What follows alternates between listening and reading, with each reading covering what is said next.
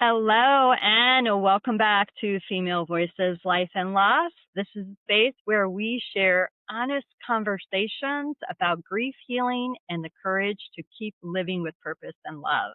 And I am your host, Teresa Reiniger. I'm here solo today, but I'm got a special guest with us.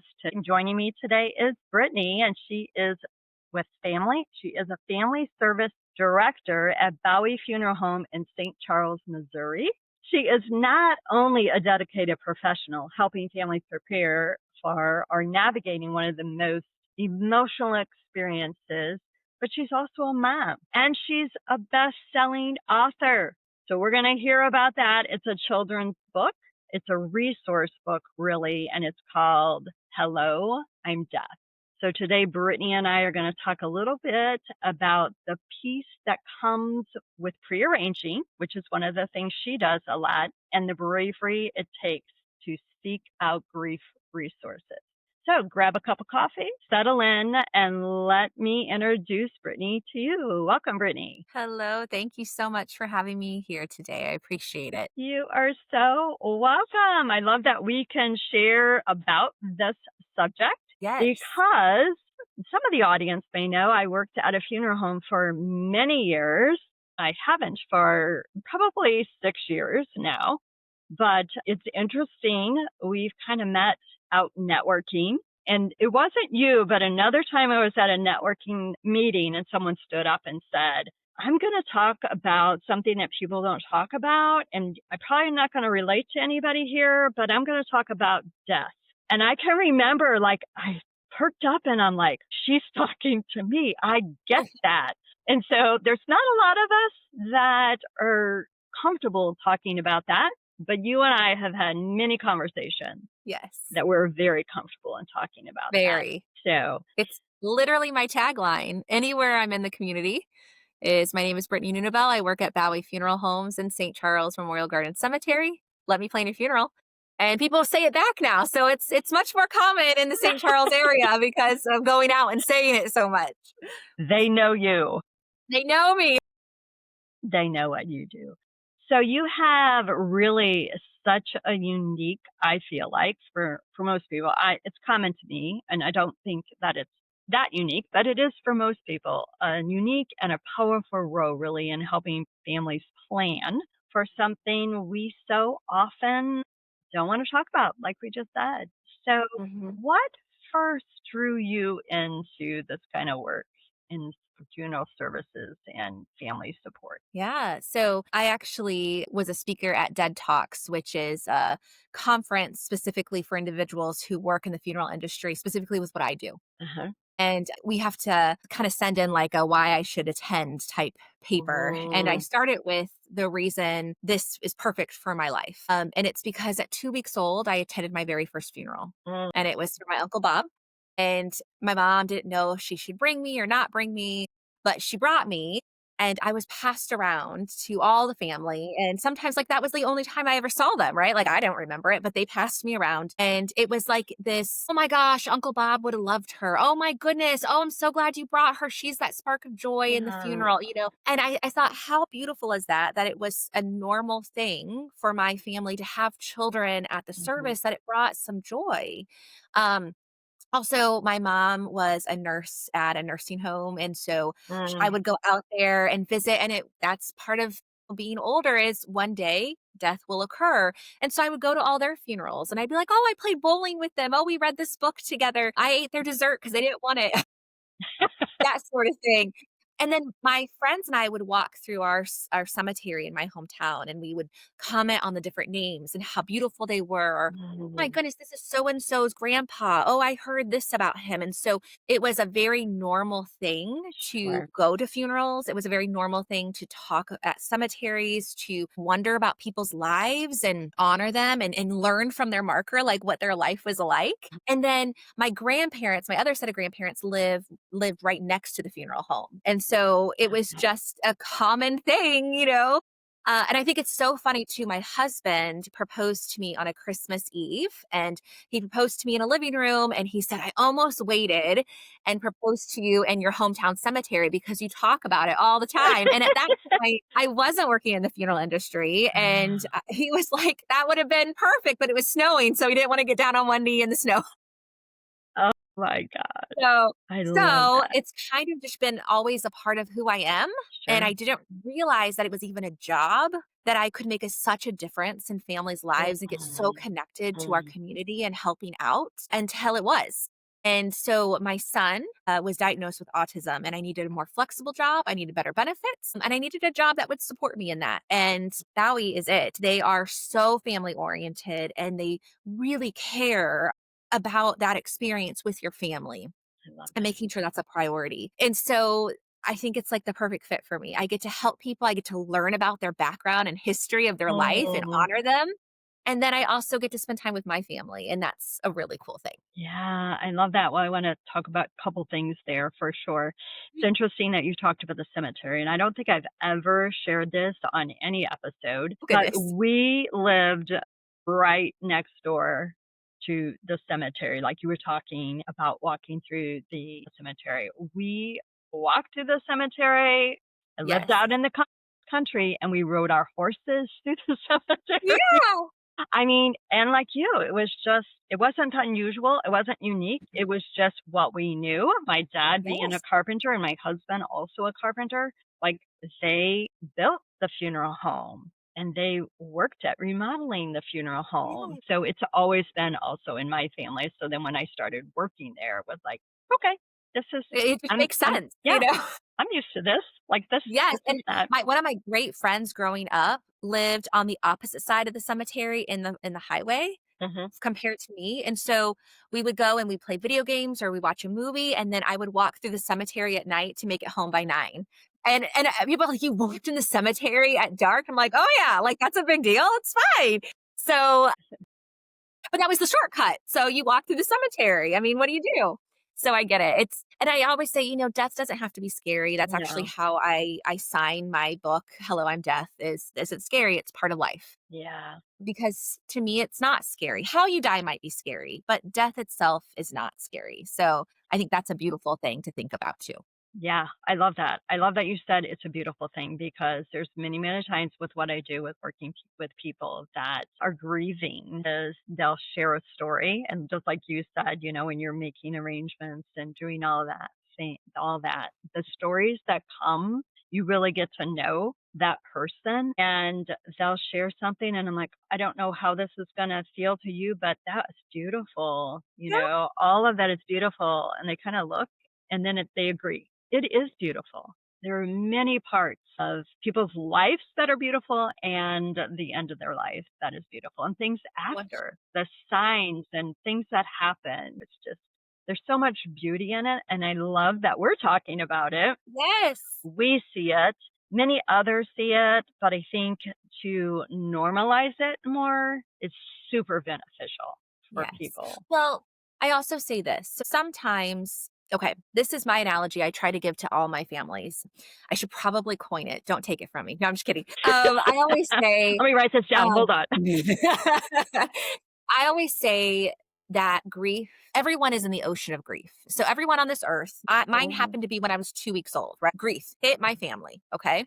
And so everyone's in an ocean of grief. Mhm. Everyone has experienced some sort of loss, right? Whether Yes. it be a family friend, a grandparent, or just hearing even your parent talk about their parents, even if you didn't know them, right? Like you sense that grief. So grief is an ocean.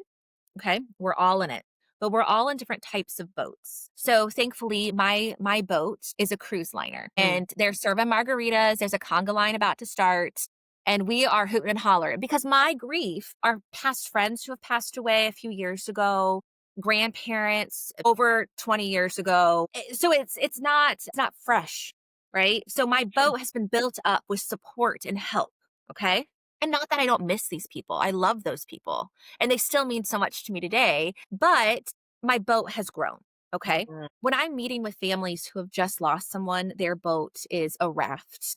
Sometimes it's just like the lounge rafts that you get at like the dollar store that you blow up to lounge on. But at this point, it could be a raft with holes in it. Whatever that boat looks like, it is about to capsize because of the waves of people who are on the ocean liners, the cruise liners. And so my hope is always to give that support because death affects everybody in some form or fashion. And sometimes it's hard to see that beauty of what the life was because you're so wrapped up in the grief. And so my hope is always to give grief resources and help along that journey so we can build up the boat. Because I don't want them sinking. I want them to know that they have assistance and help and helping them find those resources. Yeah, I love that. And we've talked about resources many a time. But Yes. what have you, and we'll go back to that, but what have you learned about grief and healing from walking alongside so many families? I don't even know Yeah. how many years have you been there? Almost 5. Okay. So what have you learned from them? Each person's experience looks different, and you can't compare one to the other because they're Yeah. always in different parts of that grief journey. So some moments I That's a meet the good person. learning. That's a good learning in itself that Yes, everyone's grief 100%. is It's different. different. It's Yeah. different. I've seen people who they were praying for that death because they saw the pain and they saw the anguish that the body was going through. Yeah. So death has been a blessing. And so you have to hold that space for that person to say, you may not need these grief resources now, but at least know we have them. But also take care of yourself because it's going to hit you at different times. Mhm. And then we have people who are just absolutely devastated because this was so unexpected or they were so young or, cancer had ridden their body, that sort of thing. And that hits so hard and it almost swallows you as a person in the room with them because I think when you go into this type of business, you have to be a certain kind of hearted person. Mhm. And when you have that kind of heart, you do feel those emotions in the room. And I always say, like, I might cry with you. Like, I care about you so much and your experience that this might be the moment of us crying together because you Mhm. need that. I also think it's interesting. There's one woman that always sticks out when I work with a couple who they were just madly in love and the unexpected death happens, right? Even expected sometimes when they're that madly in love, it's just so overwhelming. And I remember the first time I met with her, she came to the conclusion that she wished she had never met him Mm. because she was so overcome with the grief. And that I was so heartbroken because I love my husband, right? I love our marriage. I love the life we've lived. And I wouldn't want to trade that for anything, even if the pain came from the Mhm. loss. And I encouraged her to do so many grief things and to be there for her and check in on her. And the second time we met, she said, there's that saying, it's better to have loved and lost than to never have loved at all. And she goes, I believe that now because I can now think of all the journeys that we had together and adventures that we had together and the world we saw together and how beautiful that has been. And so it took a moment. It took her saying, I wish I wouldn't have to be, no, I'm glad I did. So again, we have to follow their journey where they are and encourage them where they are and know that wherever they are, it's okay. But also, I always say I'm not a grief counselor, but I have so many resources and I want to make sure that it's something for everybody. And so that's kind of what I present and make sure that they know it's there. Yeah, I love that.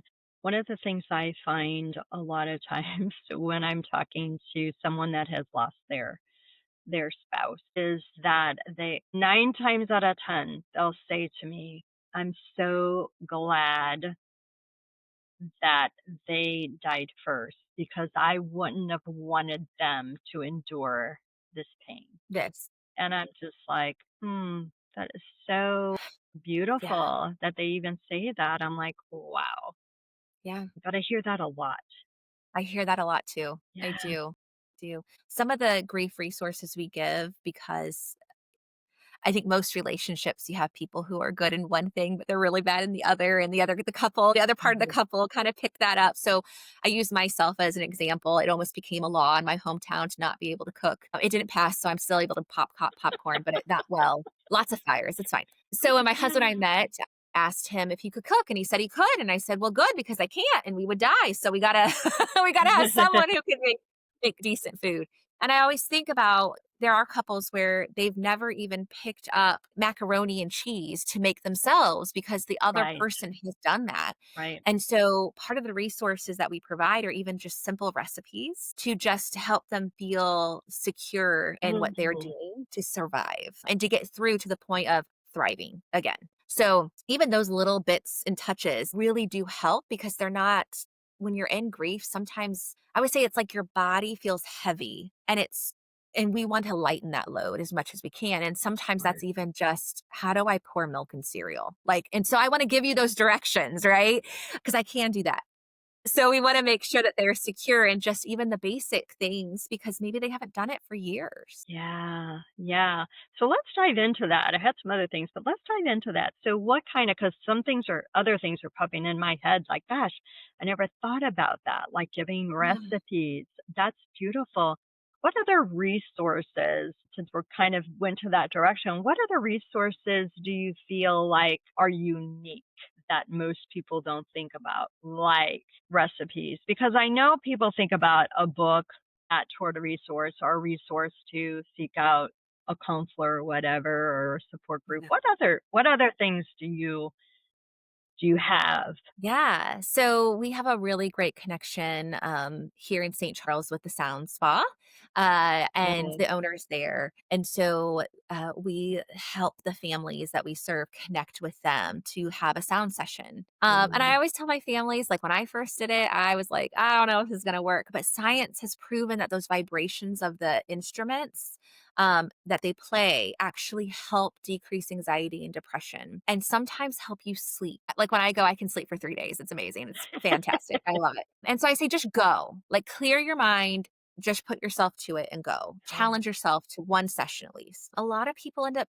going multiple times because they feel that relief finally.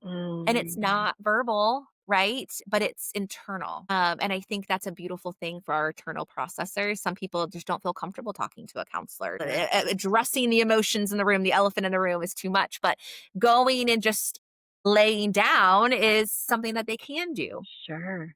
Love that. Another one in our community, for example, YarnCom, they are knitting, crocheting, anything yarn related business. And I tell my families to go to classes. If they can actively get their fingers going in something, it can help them process their grief in a beautiful way. Actually, Mhm. I use myself as an example. I lost my soul puppy. He was just the gem in my eye. I loved her, and when she passed away, I was so devastated. It took everything to get off the couch. And I bought a little miniature set and I put it together, and it gave me a reason to get off the couch. It gave me Sure. something to actively put my energy into that made something beautiful. And then I was able to give that as a gift. And so Mhm, just throwing my love for my dog, for example, into a mhm. project really helped me move forward and be able to face society again, if you I will. love that. I So love those that. are some things that are kind of different, Yeah. but such a good self-care resource. Mhm, mhm, Another thing people don't realize, usually the first year, an individual who's lost someone gets a lot of internal like support in their support system. Like, oh, well, I bought groceries. I brought them to you. I always say, if you can send groceries after a death, just do it. yeah, Just send groceries to the door. You don't even have to tell them. Just be like, go open your door. You got stuff. Milk, bread, cheese, whatever, right? Like just some basics because sometimes going to the grocery store is too much. sure. But in the second year, that's when it kind of hits differently because It the does. first year, people are kind of kid gloving and, "Oh, they just lost someone, so be gentle." And in the second year, we see it's almost like the first Christmas, the second Christmas almost hits harder because, well, it's been a year. Why aren't you over it? And that's hard for these families who it's still just like they woke up and it just happened. And so being able to be a person in their life who offers different services, different events, different things to kind of help with their grief journey is very important to us. And so, for example, we have our holiday remembrance service coming up. And Mhm. so it's a beautiful time. We say their names, we sing songs, we commune afterwards with beautiful and lovely cookies. But it's just a way so they know that they're not alone. And it teaches them different ways to keep that spirit of that person involved in their life during the Yeah, time that maybe they were the most. yeah, So I love that. those are some little things that Yeah. we've done. Oh my goodness, and, plant therapy. Oh. Anything with getting your hands in the dirt, Oh. can be very therapeutic in a very beautiful way. I used to do this. My background is in higher education administration. And I used to tell my students, specifically during COVID time, I want you to take off your shoes and walk outside with me. And I was like, I know this sounds really weird, but you're so stressed out right now. Like, let's just walk outside together. And we would have our laptops and we would take Mm. off our shoes. And I'm like, show me you're standing in the grass.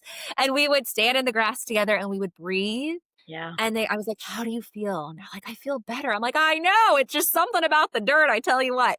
And so even going to a botany class or a planting nursery class can be so helpful. And so that's something that we're encouraging a lot more of at St. Charles Memorial Gardens. So that's a beautiful thing. Yeah. Um, Yeah. and another thing, usually don't think about this as much in this area where I'm from. It's kind of like everybody prearranges by age 50. And around here, they're like, age 50. I'm like, 100%. So around here, it's usually after a loss that people really think about that. But by prearranging, you're giving that voice that you want in the room when you die. Okay. Your wishes are laid out, your information's laid out, your prices are locked in. Okay. But more importantly, you can add in things that might bring a chuckle to them. And so Mm. you're giving the resource of who you are to that moment that can be so hard. Walking into a funeral home can be very difficult. And now Mhm. you're adding a piece of you, which can be beautiful. And so that's something that I think is a resource people don't notice as much. But once it's done, they don't have to think about it anymore because it's Yeah. done. Yeah. And I think that's a beautiful thing too, is having just what your wishes are so there's no second guessing and there's no questions. And again, I've had a woman in her prearrangement who made a scavenger hunt in her house. So water, she's like, well, she's gonna have to clean it out. My And so goodness. what I want is for her to follow this map. And in certain places around the house, I've put things that will make her cry, that will make her laugh, that will make her spark a memory and bring her joy. And so she had her whole entire house like listed out where things were. And so she's yet to pass, thank goodness, but we have it. So when she does die, we can give a little piece of her to her daughter. Oh, that's beautiful. For the year after she's dead, her daughter can kind of process it in a beautiful way. So again, it's a type of resource I think a lot of people don't think about, but it's a beautiful service to be able to provide to families. Yeah, I know when I worked at the funeral home, I love when the families would come in and their loved one had made a prearrangement, and just hearing them talk about, I didn't even know they liked that, or didn't even know they knew that song or that verse Yeah. or whatever. And it was like, wow, Mhm. just Yes. like you said, a resource, ways that they can know more about really this person that they've probably known all their whole life, but there's always still more to learn about our loved ones that we may not Yes. know. I Yeah. have some people who have prearranged who have provided their resume. So Ah, they're like, well, they may only be thinking of me as grandpa. But before I was grandpa, I was XYZ. And before I was that, I was ABC. And before I was that, I was 1, 2, 3. So their resume shows all of that. So that way they're learning something about them, but also their sure. obituary would encompass their entire life. Like I really get to know families on such a personal Yes. and deep level because I want them to share that information with me. So at the time, it's fully them in that room. And I Yes. think that is such a beautiful thing. And we see a difference in the process of grief with individuals who have prearranged and individuals who have not. So Mhm. in Oh, individual families who have prearranged, most of the time the arrangement at the time is over quicker, right? Because they're not spending as much time because everything's decided. right. But they heard their mom in the room, right? So Mm. it's almost like it's okay. And the Mhm. individuals who have not prearranged, the families, it does take a little bit longer usually at Sure. arrangement. But on top of that, they're second guessing everything. Did they want to be cremated? Did they Right. not? Did they want to go to the National Cemetery? Did they want to be taken home? I had one family who they called me up and they said, well, mom's soap opera is over. And I turned the TV on every day in the living room and had her urn on the table so she could watch her soap opera, right? And now it ended, and we're ready to place her in the cemetery. We need to find a space. And so we found the perfect space. The day she brought the urn to me, she was crying. And I said, "Oh my gosh, is it because you can't let your mom go? We're here for you. What can we do?" And she goes, "No, I found my mom's diary." And my Mm. mom said in her diary that she never wanted to be cremated. So, and this woman passed away over 15 years ago, but Oh, it hit wow. her so hard that she Yeah. made the wrong choice. And so now she's reliving every decision she's made. And that Mhm. was so hard. So I said, we can't go back and change what we've Mhm. done.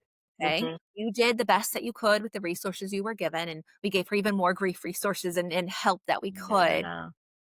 but it was definitely, it really opened my eyes to the service of prearranging and really what that can do Right. for the peace that families need at the time of a loss. And even years later, like I said, she just found the diary Oh like my the week gosh. after we picked the cemetery space, and it was just hard. Yeah. Yeah. Oh my gosh. And I think it's so important to do prearrangements. We're in the process of that now. We should have done that long Good. before now, but we're in the process of that.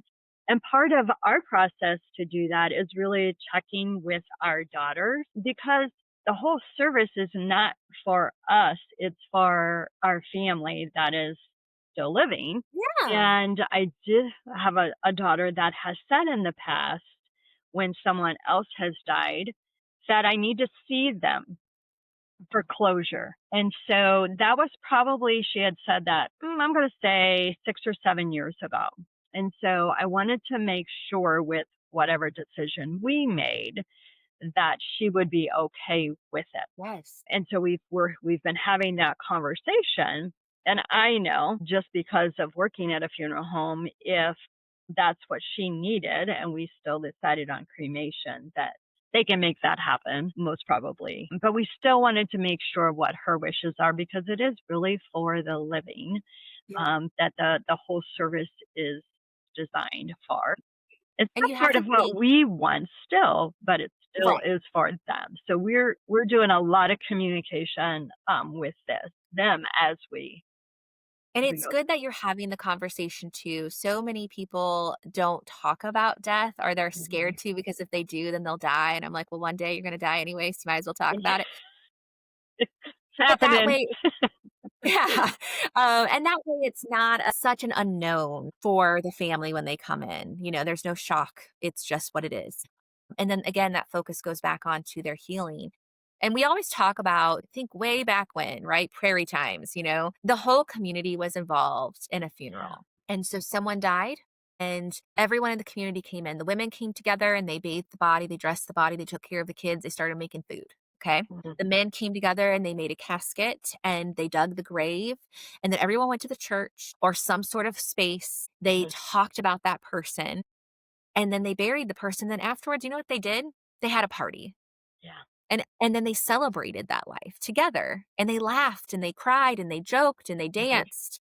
They ate food, all the things that, you have to do to be able to live. You have to eat, you have to dance, you have to celebrate a little bit, right? Like, you have to find the joy even amongst the sad. And then the community could move on together. And then I think it was about the 70s, we stopped mourning clothes. So everyone used to wear black for a certain amount of Right. time after a death, and we went away from that. And now the way I try to teach my kids is because that's not really the case anymore. We have to treat everybody as if they might have just lost their mom. And so you never know that person in the grocery store who might just be having a sour face and you're just like, oh, they must be grumpy. No, they might be super sad because their mom just died. And Right. so we have to be very cognizant of that in our society, because sometimes people aren't having funerals anymore. And that's really part of my job too, is to encourage that process, because we know historically the reason behind it and how it was so helpful to families to be able to process and start their healthy grief journey. Mhm. So we always say you got to hold some sort of space for the loved one, whatever that looks like, right? We Yeah. can make that happen. But you need to honor them in some way. Yeah. And that also goes up at the cemetery. We have a lot of people who they might want to take the urn home, and they might want to scatter their remains, but that person lived a beautiful life. And 5 generations from now, they may want to see their name somewhere. Yeah. They might want to know where great grandma is buried, you know? And so we do say permanent memorialization is so important for that fact because we've Hmm. had people say, oh, I know that they're here. And we're like, they're not here. We can't find them on Find a Grave, nothing. And they're devastated because where are they?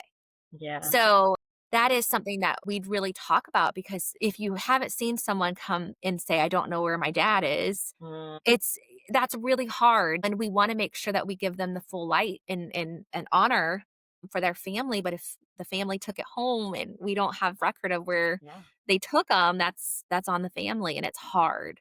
Mm. So, again, we always recommend some sort of permanent memorialization of some sort because of those things. That's interesting because as we're doing our family discussion and things like that, I told my husband, I'm like, we could be cremated. That's kind of how we're leaning because that seems to Yeah, be the thing now. And I said, but I still want to be buried. I don't want the girls to have to decide, now what do we do with this? right, And there's many a times that I have heard, we've experienced that people would come in and they have these ashes.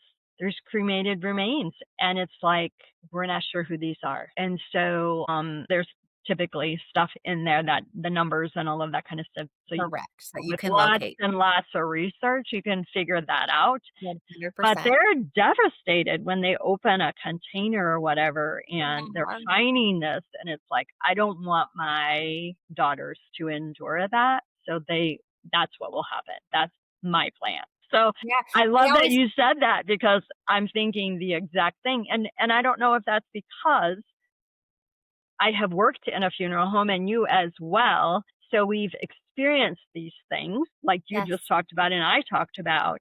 And I'm glad that we're talking about this on the podcast so that other people can hear this and understand kind of what's behind that and what exactly. does happen sometimes. Exactly, exactly. We've had people who have bought storage units, and when they Yeah. open it up and there's, like, 7 urns, and they're like, "Oh my gosh, I have no connection to this storage unit, I just purchased it, and Yeah. who are they?" And so then we find them, and we try to find the next of kin and do what's best for their loved Yeah. ones. So, yeah, there's a lot of different things people don't think about if they don't have a final resting place in mind. There's a reason behind it. Actually, up until about the 70s, really, you saw people going to cemeteries and having picnics, and that was like the Sunday Mm, thing to do. What I see, and I say this all the time at St. Charles Memorial Garden, we're like a hopping cemetery. Every time I go out, I see about 4 different families who are visiting, and we're talking like 4 different families on the way out to a space and 4 different families on the way back into to the funeral home. And it's amazing to see because a lot of these individuals, they're either much older, 80s, 70s, or they're pretty young. They're 30s, 20s, and teenagers. And they're visiting regularly and placing flowers regularly. We have nice. quarterly cleanup of flowers. Okay. Hmm. The next day, it's filled with flowers again. And it's a beautiful thing to see how loved every single person is. And that their family cares so much that they're out Mhm. there and they're visiting and they're placing flowers and they're making it look beautiful for their loved one. And I think that's a really, really great thing too. We do some really neat things also to honor people in our cemetery. It's also a service. So we do Memorial Day for Mhm. our veterans. We place flags on every veteran's spot. And I think that is a beautiful thing. And my Girl Scout troop has been a part of the Memorial Day service. Mm. I'm a Girl Scout troop leader. It's a big, big part of my heart. And then we also do Wreaths Across America for our veterans. And so my Girl Scout troop is a part of that as well. And we go out Nice. and we place the wreath on every single space of the veteran and we say their name. I love that. And so it's teaching these young individuals that just because they're gone doesn't mean we forget. And we can Mhm. still honor, even if they're not our family, we can still honor and we can say their name and we can learn something about their history and what they've done. And I think that in itself is absolutely beautiful. Well, let's talking about your family. How do you, with working at a funeral home, professional in that, and being a mom as well, how do you kind of balance? I just know sometimes working at the funeral home and going home, there's emotion, there's some heaviness that happens sometimes. How do you balance that? How do you work through that to really also nurture your own heart, but also your family? Yeah. So we talk about death quite a bit at my Okay. house. Hmm. So Yeah. it's not unknown what mommy does, right? And I will say when we have certain individuals and certain families that just touch your heart so much, it can be really difficult. And I will just let my husband know it's been a day. I don't give any information about the family. Just in general, I'm having a time. Mm-hmm. I do believe in grounding theory and going out again and touching the dirt. And so I'll Yeah. do that. I might take a walk. I might not come home right away. I might need to drive around. But when I'm home, like I'm fully present for my children. And so a lot of it is just knowing that every day is a blessing and being able to hold on to the love of your life, in this house and say, I've got them and I need to give them everything because tomorrow's not promised. I also try my hardest to learn about every single family that I serve to understand that beauty of that life lived. So the focus is on that beauty that they've given back to this earth. And that way I can see it in other things all the time. And it helps the family, right? So I'm wanting to talk about their loved one and I'm wanting to learn more about that life on this earth. And then I'm like, oh my goodness, the next time I see him, I saw this butterfly that's exotic looking and it shouldn't be in the middle of Missouri, but it is. And I thought about you're a person. Mm-hmm. And that's, I think, really cool. So, and it makes them feel special too, because maybe that person did come visit, right? And I love that. So Mm-hmm. that's kind of how I look at it. It is hard. There are moments where I might cancel on an event because I need time. I'm just not going to be my most bubbly self around like networking events and stuff. Yeah. But I think most of the people in my life understand that and respect that. Good. So it Good. also comes with having good friends. Yeah. Well, and I love that you put those things in place.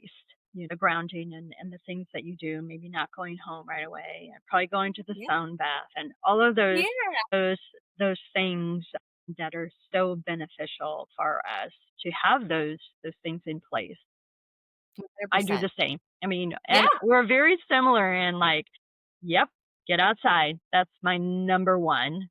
Yes. Breathe and get outside would be. 100%. I can't decide which is first. They're both pretty equal. They're Yes, both they're both pretty good. equal. But yeah, so I love that. Okay. So before we close, because we could talk and talk and talk and talk because We good. we're very familiar and I think we just both love to educate people on Yeah. these things that aren't talked about a lot. That's for sure. But I want to give you some time to talk about your book, which I have actually right behind me. If anyone's viewing me Yes. live, it sits right back here. I have a couple other books back there too. Oh. But I want you to talk Yeah, about happy your, yeah, I want you to talk. Look, I think I have the author sign mine, maybe. Let me look, I Yes. think. Oh, yeah, here it is. Yep. Yes, Death isn't scary. It's part of life. Now live the life to the fullest. yes. Right. That's right. So share with us about the book if you want to share a little bit about it, or and where do we get it? Yeah. So the book came to me in a dream. I am very blessed with the family God has given me. My son has autism and is very literal. And I do try to prepare my children for the inevitable of life and death and taxes. And so we were talking about death one time, and my son was like questioning things. And I said, oh my goodness, I'm going to get this book that I've been told by children's grief therapists would be really good. And so I read this book to him. And the book is very well done, and I have no problems with the book whatsoever. But my Mhm. son, the book is about a leaf falling from a tree. And that is the life cycle of the leaf and how it ends, right? And it's not Uh-huh. scary, it's just part of a leaf. I got done reading the book and I said, now what questions do you have? And he goes, Mama, I'm not a leaf. Okay. Oh. You're not a leaf. I understand. And so I went to bed that night, just kind of like, oh, I wish I had something else at my fingertips to explain grief, that explains funerals, cemeteries, different types of services. So when children walk in and they may not have been discussed what they might see, it could be kind of overwhelming. And about cemeteries and how that's a normal place to go and understand your life. And I wanted it to be where anybody of any religion, any culture could open it up and see something that resonated with the experience that they've had with a death or that they've seen at a funeral. So I had a dream, and in that dream, death was looming in the doorway and he was scary. Okay. Mm. But then he turned on the light and he He wasn't that scary anymore. The Mm, light turned on and he just said, "Wait, don't go." And I thought, well, he was kind of cute and sweet. And it's just a job and it's just part of life. And if we didn't have that, how crowded would the world be? And we wouldn't be able to have children and we wouldn't be able to grow. We wouldn't be able to learn. And mhm, so I decided to write this book specifically because of my son and the need there. And then I sat on it because I wrote it at 2 a.m. and I didn't move. And I was like, okay, I got it out. Let's stop. And then something kept nagging me that I needed to actually put it in words and writing with pictures and get it out there to children. Little Black Book Publishing had just started and they are a hybrid type publishing company. And I sat down with the publisher and I said, I have this idea. I don't know if you're going to like it because it's about death. And she said, Brittany, I don't just love it. We have to do it. This book yeah, needs to be done. And so far, I had beta readers from age like 5 to 90. And every single person who read it said, "Oh my gosh, I didn't know that." Or "I needed to hear that." Or "Oh, mm, I related so well to this." I had one little girl at a book signing who said she had two uncles that passed away very mm, close together. And one uncle had the full service in a cathedral, and his body was in a casket. And then she had another uncle who died on the other side of the family.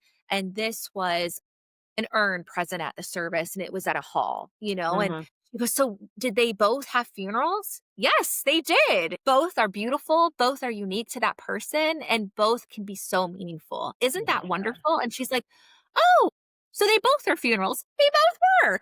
And so having her even just understand that was beautiful. And it touches a little bit on the grief process, or even if they're at the house and the funeral home comes, what does that look like? What might they see? What might they experience? Because sometimes that's the case. And so I didn't want any shock. I wanted it to be fully disclosed what might be seen, what might happen, and very literal for my son. And just something that made it seem not as daunting, not as overwhelming. And mm, so yeah, that's why I I wrote love Hello, I'm it. Death. I Um, love it can that. be found on Amazon. It can be found Barnes& and Noble, Target, and Walmart Awesome. on the Awesome. website. That's awesome. I love it. I loved being there for your book launch and your book Thank signing and you. all of that and getting the book signed by you. So I very Thank you. much Oh, appreciate that. locally, it can be found at Yarncom. I forgot she has my books on her shelf. She has a lot of good resource books. And that's the other thing about this too is there's a lot of books out there about death itself, but not a lot about funerals and cemeteries and what the meaning is. And so it's a resource book. Just like you said, it's really about giving parents the words. Some of the worst things that you can say to a child is, "Oh, they're sleeping," because then they get afraid of sleeping themselves, or, Mhm. "Oh, grandpa's resting. Well, I want him to hear for my birthday. Let's go dig him up." Like there's no that concept. And so just being able to have the right words and the right context has been so helpful to the families that have read it. And that's a really beautiful thing to see. What a beautiful resource to have Thank out you. there for people. So yeah. Well, Brittany, I have enjoyed, like I said, we could talk a long time and we stay connected and we talk quite often and love resources, sharing resources and all of those things. But I want to Yes. thank you really for sharing your heart today and all your wisdom that you've gained over the last 5 years with working at Baue and just the beautiful way that you help Thank families find that peace, courage, and even that in the hardest of seasons. It's just thank you. beautiful what you do. Thank you. I And work with then, a beautiful team, and yeah, we all have that very empathetic and kind heart to make sure that we are taking care of everyone that we serve. I do want to say that we are very proud to use you as a resource as well on this podcast because, again, we have a lot of internal processors who don't mhm, want to speak about their thoughts and feelings, but they want to hear, they want to see. And so yeah. this is one of those resources, and we so appreciate you allowing us to use this as a resource and being out there and talking about something that when I enter a room and I say, "Let me plan your funeral," it could go one of two ways. And you make it so it's not scary and it's not abnormal to talk about. And I so am thankful that you're using this podcast for that. Oh, thank you. Thank you so much. So, for the listeners, I hope this conversation has really been beneficial to you and a reminder to plan ahead, Plan plan ahead. that Let me plan you. funeral. And just do that as a resource for your family that will be the ones that it is for sure. And if you need to connect with Brittany or find that book, whatever resource she provides for me, links, we'll provide those for you, or you can always reach out to me and I can make that connection for you. Yeah. And of course, to get her book where she indicated, Barnes & Noble, Target, locally, Young.com, also Amazon. So And Walmart, yes. Oh, Walmart. And as always, join us here again on Female Voices Life and Loss. Like, share. If you liked what you heard, share it with someone else, because that is really how we get word out and to support other people. So until next time, remember, even in loss, there is life, love, and hope waiting to be rediscovered. So thank you again, Brittany. Thank you.